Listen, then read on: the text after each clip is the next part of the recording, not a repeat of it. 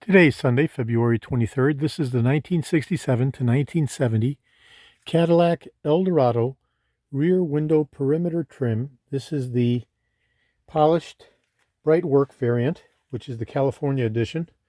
Unlike the standard federal edition for vinyl tops, which had an embossed textured steel trim that was painted the same color as the vinyl top, or the flat painted slick top variant, which is also a federal edition for cars that did not have the vinyl top.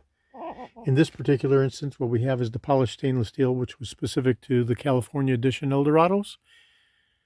Okay, and this is going to be going to my friend Roderick in Texas. As soon as I get his okay to ship, reply confirmation. This is George in Florida. I have over 375,000 original vintage 1959 to 1976 Cadillac items in my collection, all the way through 78 for the Eldorados. I'm best known for my restoration of the Cadillac steering wheels, the tilt and telescopic steering columns, the power seat mechanisms, the instrument clusters, and other critical, hard-to-source original vintage Cadillac items.